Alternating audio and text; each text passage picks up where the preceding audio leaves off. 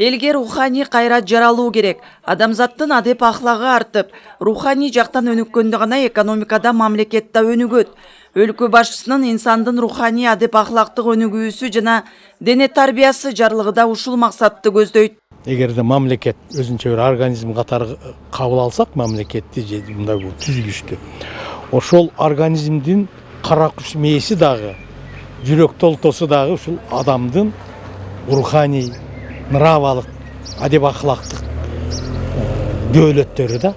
Анан биз аны таштап коюп эле, ал жөнүндө кам көрбөй эле курсагыбыз ачып атат, экономиканы өнүктүрүшүбүз керек, экономиканы көтөрүшүбүз керек деп келгенбиз да туура, экономикада керек. Бирок экономика болуш үчүн адам тарбиялуу болуш керек. Таалим тарбиялуу болгондо бүгүнгүдөй биздегидей коррупция болмок эмес. Жожону көзүмдө санайт этмеспи, ансыңарындай мен жалпы кыргыз элинин айрыкча энелерди, ушу жаш кыздарды, сиңдилеримди, курбуларымды ушул элди ынтымакка чакырууга бир үндөп кетет элем. Себеби бүгүн бизге ынтымак, ыйман көздүн карегиндей, абадай, суудай керек. Адамзаттык баалуулук биздин негизги байлыгыбыз. Адамдарды артка тарткан ач көздүктөн арылып, ток пейил болгонду үйрөнөлү. Басымды материалдык кызыкчылыкка эмес, маданиятка жасап, жеке кызыкчылыктан жалпы элдин кызыкчылыгын жогору коелу дейт мамлекеттин өнүгүшүнө кайдыгер эмес жарандар. Коом бүгүнкү күндө руханий кризистен, экономикалык кризистен дагы руханий кризистен көбүрөөк жабыркап жатабыз. Адамда пейилдин кетиши, мамилелердин бузулушу, бир пикирге келбей, ынтымакка келе албай жатканыбыздын баары биздин руханий кризиске батып калганыбыздын себеби болуп эсептелет да. Эмне бизди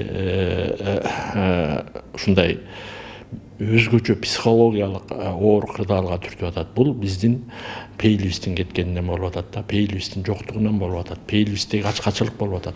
Инсан өзүн руханий, интеллектуалдык жана физикалык жактан өнүктүрүп туруш керек.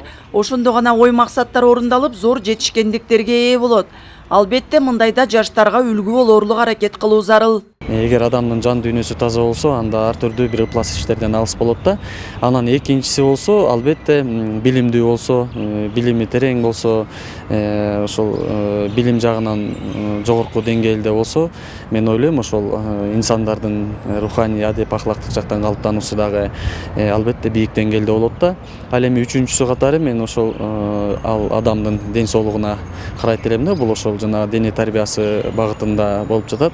Эгерде адамдар ушундай сергек жашоодо жашап, өздөрүнүн ден соолугуна кам көрүп, жакшы иштерди жасай турган болсо, анда адамдын, инсандын калыптануусуна баягы чоң өбөлгө болот да. Биз жашап жаткан доор технология жагынан укмуштуудай өнүгүп жаткан сыңары, адамзаттын адамдык касиеттери, адеп ахлагы жана ыйманы да ааламдашуу заманында тездик менен өнүгүүгө тийиш.